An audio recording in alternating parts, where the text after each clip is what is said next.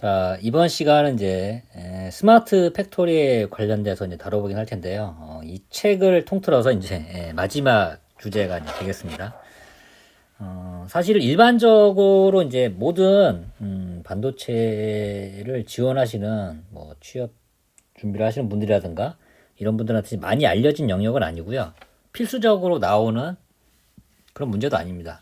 그리고 기본적으로 요 영역은 소프트웨어 전공을 하신 분들이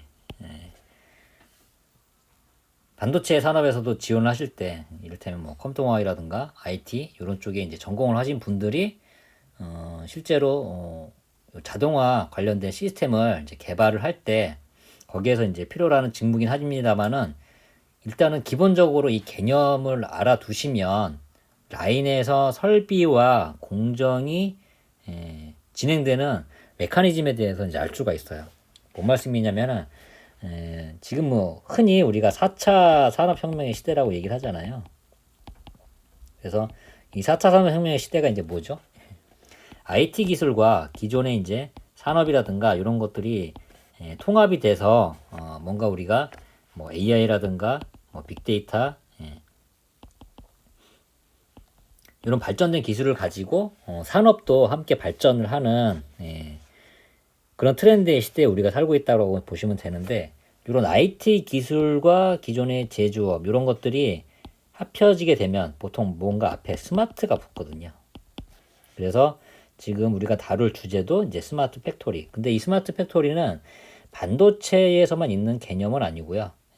거의 모든 제조업에서 그 제조업의 목표, 요거로 삼고 있는 체계다 그렇게 보시면 되겠습니다. 사실은 농업과 IT가 결합을 해도 스마트팜 이런 말을 많이 쓰잖아요. 마찬가지로 그럼 이런 특히 반도체 생산 라인에서는 요 자동화의 수준이라든가 진행 단계가 어디까지 와 있는지 거기에 대해서도 한번 살펴보도록 하겠습니다. 자, 우리가 그 반도체 관련된 뭐 유튜브에서 동영상이라든가 이런 거를 찾아보시면 실제로 유튜브에서 펩, 뭐 이런 키워드라든가 특히 이제 뭐 세미컨덕터, 펩 이런 거 쳐보시게 되면 영상으로 실제로 반도체 생산 라인 안에서 엔지니어들이 이제 어떤 모습으로 이제 왔다 갔다 하는지 그리고 설비와 그 천정에 이제 왔다 갔다 하는 그 반송 로봇을 갖다 이제 오버헤드 호이스트 트랜스포트 OHT라고 얘기를 하거든요. 그러면은 요것들이 이제 막 움직이면서 실제 웨이퍼 박스를 실어 나르기도 하고 근데 그 와중에서 사람이라든가 작업자들은 거의 손을 대지 않고 모든 것이 이제 자동화로 이렇게 진행되는 것처럼 이제 보이거든요. 그 개념을 갖다가 이제 우리가 소위 이제 풀 오토메이션이라고 얘기를 합니다. 풀 오토메이션. 그래서 옛날에는 200mm 웨이퍼 시절에는 사실 사람들이 이제 박스를 직접 손으로 이제 나르기도 하고 그랬는데 지금의 환경에서는 사실상 사람이 손대는 분야는 거의 없어요. 그리고 모든 데이터는 측정되고 계측이 돼서 그게 중앙의 시스템에 빅데이터의 형태로 이제 저장이 되기 때문에 지금의 엔지니어는 그 빅데이터를 어떻게 분석을 해서 공정이라든가 설비의 불량을 이제 막고 더 수율이 좋게 나오도록 개선을 하느냐 그런 이제 활동들을 이제 하게 되거든요. 그것의 가장 근간이 되는 게 이런 자동화 시스템이라고 이제 보시면 되겠고요. 이런 자동화 시스템을 일컬어서 흔히 이제 MES라고 얘기를 합니다. 매뉴팩처링 생산에 실행할 수 있는 시스템이다. 그래서 이 MES는 그냥 IT 일반적으로 쓰는 용어고요. 이를테면 뭐 맥주를 만드는 공장에도 MES가 있어요. 그리고 뭐 석유화학 공장에도 이제 MES가 있고 그래서 이렇게 사람의 손이 아니고 자동화의 영향으로 운행이 되는 그런 이제 생산 라인 전반에 걸쳐진 시스템을 이제 보통 MES라고 얘기를 합니다. 그래서 반도체 라인은 이제 무인 환경에서 왜 우리가 무인 환경을 하려고 이렇게 노력을 할까요? 사실 이게 클린룸의 그 목표와도 좀 맞닿아 있는 부분이 있습니다. 사람은 사실은 라인에 들어가는 순간 거대한 먼지 덩어리라고 이제 볼 수가 있거든요. 그래서 가능하면 사람이 내부에서 활동하지 않고 원격에서 이런 거를 조절을 한다고 하면 실제 반도체 공정에도 크게 이제 도움이 되거든요. 물론 이제 설비 엔지니어 같은 분들은 서비스 에어리어라고 하는 그 설비의 이제 뒤편 유지 보수하는 영역에서 이제 활동을 하긴 합니다만은 마찬가지로 무인 환경으로 유지할 수 있는 게 사실은 이 시스템의 이제 근본적인 이제 목표다. 그래서 생산과 공정, 설비, 물류. 이 물류는 우리 택배하는 물류가 아니에요. 아까 말씀드렸듯이 라인 내부에서 저런 OHT라든가 이런 자동화로 웨이퍼 박스를 어떻게 이동을 하느냐 그 체계를 의미를 한다고 보시면 되겠습니다. 그래서 요 각각의 단위로 다 시스템이 만들어져서 서로의 이제 이 알고리즘들이 상호 연결해서 작동을 한다 이렇게 보시면 되겠습니다.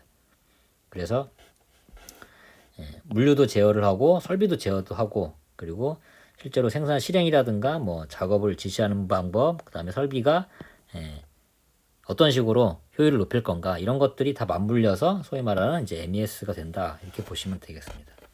그래서 오히려 이 설비가 작동하는 메커니즘은 우리 주변에서 흔히 본다고 하면 저거하고 좀 비슷해요. ATM. 우리 은행 가시면 그 현금 인출기 이런 거 있잖아요. 그래서 거기 보시면 대부분 365죠. 네. 그리고 거기에 은행 직원이 있진 않아요. 그럼에도 불구하고 우리가 돈을 찾고 입금을 하고 이런 데 큰 불편이 없잖아요. 그런 거와 마찬가지로 반도체 생산 안에 있는 설비도 직접 사람이 가서 만져주고 뭔가 조작을 하고 이런 거가 안 되고 중앙에 있는 이런 시스템하고 통신이라든가 이런 걸 하면서 실제로 웨이퍼 박스라든가 이런 거를 이제 다 감지하고 이제 센싱을 해서 실제로 안에다 들어가서 무인 환경에서 자동으로 이제 공정이 진행이 된다 이렇게 보시면 되겠습니다. 그래서 그런 것들이 기본적으로 빅데이터를 이제 기반으로 하고요. 설비 같은 경우는 그 내부에 센서 같은 게 있어요. 온도 센서, 뭐 압력 센서, 뭐 RF 플라즈마, 뭐 이런 센서들이 있는데 이런 센서들이 거의 초 단위로 이제 데이터가 올라옵니다. 사실은 이 초 이하 단위로도 밀리초 단위로도 데이터를 올릴 수 있기는 한데 거의 1초 단위로 이렇게 데이터들이 올라와요. 그리고 이런 설비들이 한 개 라인에 이제 수천 대가 있어요. 그래서 나오는 데이터의 양이 이제 어마어마합니다. 그럼 그 어마어마한 양을 이제 분석을 해서 실시간으로 각 설비라든가 이런 현황을 파악을 해서 문제점이 생겼는지 아니면은 문제가 발생할 것을 미리 이제 예측을 해보기도 하고 뭔가 조짐이 보인다 이런 식으로 해서 미리 경고라든가 알람을 이렇게 띄워줄 수도 있거든요. 그래서 그런 것들을 파악하는 알고리즘이라든가 이제 로직을 이제 개발을 하는 게 이런 자동화 시스템의 이제 목표라고 이제 보시면 되겠습니다. 그래서 이 전체를 총괄을 하는 그런 시스템이 존재를 하고요. 뭐 두뇌급에 해당을 하는 거죠. 그래서 이런 시스템들이 실제로 스케줄을 어떻게 잡느냐. 그러니까 A라는 설비에서 수많은 랏들 중에서 어떤 랏을 진행을 할 거냐 이런 거의 우선순위를 결정하는 알고리즘 이런 거를 만들어내기도 하고요. 그리고 그 계획에 따라서 실제로 설비하고 물류를 어디에서 어디로 이동을 시킬 건지 그리고 그게 이제 랏이라든가 웨이퍼들을 이제 갖다 주면 그 설비 안에서는 어떤 식으로 이를테면 이제 포토 공정의 설비 그 앞부분에 웨이퍼 박스가 도착을 했다. 풉이 도착을 했다. 그러면 이후에 이 포토 공정에서는 어떤 레시피로 공정을 진행을 할지 이런 것들도 중앙에 서버하고 다 통신을 한다. 그리고 이렇게 설비가 동작을 했던 기록은 다 이력으로 남겨서 얼마나 효율적으로 했는지 더 개선할 여지는 없는지 이런 것들도 이제 분석을 하게 된다. 근데 이런 것들이 이제 가장 기반이 되는 게 사실 오늘 이제 설비 엔지니어 관점에서 이 자동화를 좀 말씀을 드리면 이를테면은 뭐 이제 그냥 예시를 들겠습니다. 뭐 텔이나 뭐 ASML 뭐 이런 설비 업체들이 설비를 만들잖아요. 뭐 포토 공정 기준으로 한다고 그러면은 텔이 이제 스피너를 만들고 ASML이 이제 스캐너를 만들잖아요. 그러면은 만약에 ASML이 뭐 TSMC에 아니면은 삼성에 설비를 납품을 한다 그러면은 자, 삼성에 납품하는 거는 이렇게 만들고 TSMC에 만드는 거는 또 TSMC가 이렇게 요청을 해서 이렇게 만들고 이렇게 하면 너무나 이제 비효율적이잖아요. 그죠?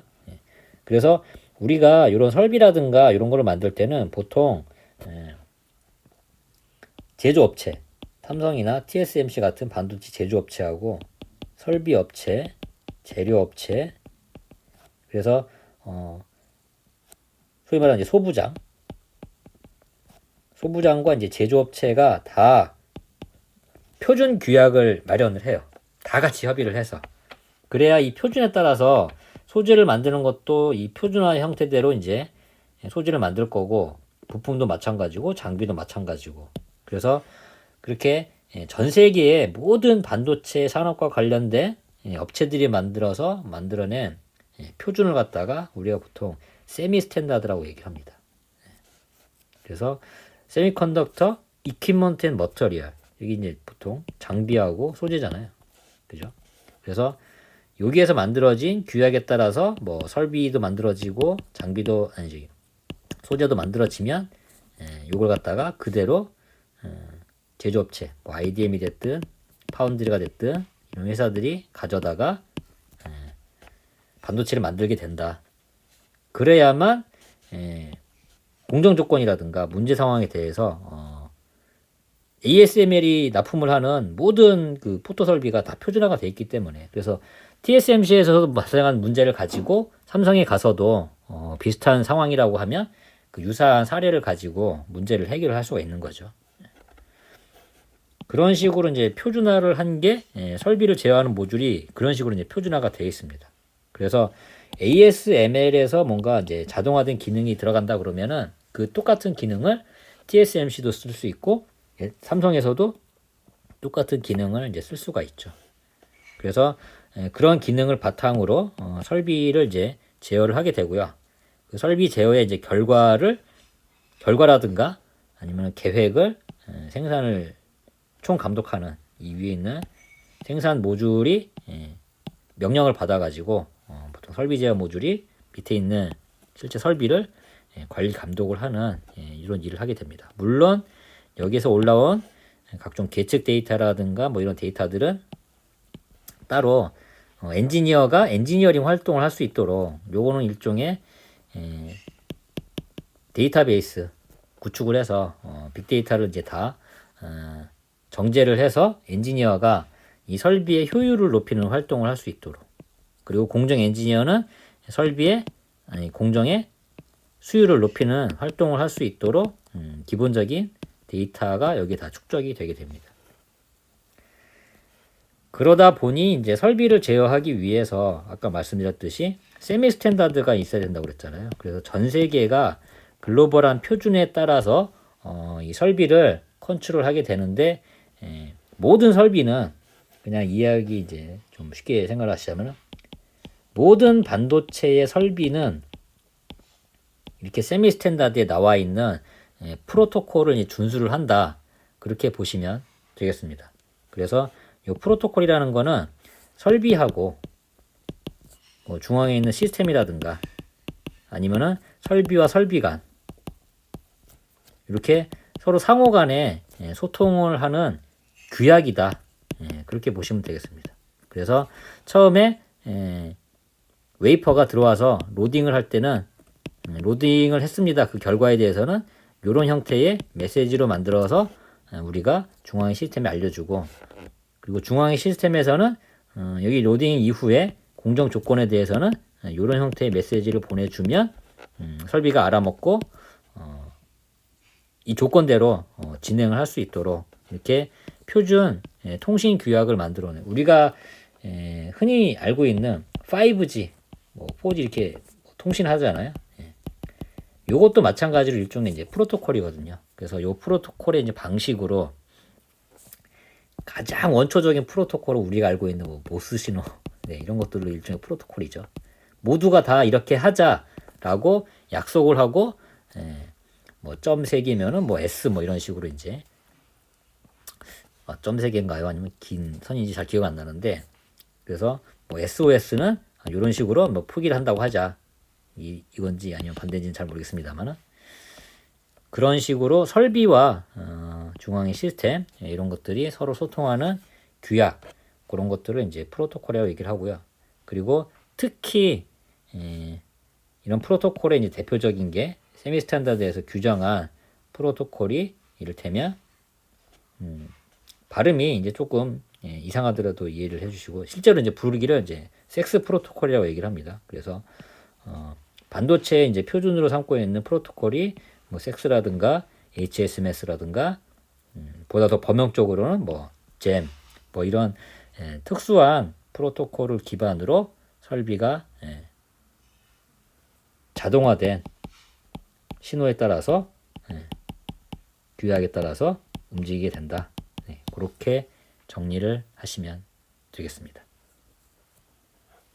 네, 지금까지 이제 반도체 전반에 걸친 모든 내용을 살펴봤고요. 모쪼록 이 내용을 바탕으로 여러분들이 반도체 관련된 산업이라든가 이런 데서 채용 트렌드, 취업의 전략에 맞춰서 훌륭하게 준비를 하시고 합격의 꿈을 이루시길 저도 함께 응원하겠습니다. 감사합니다.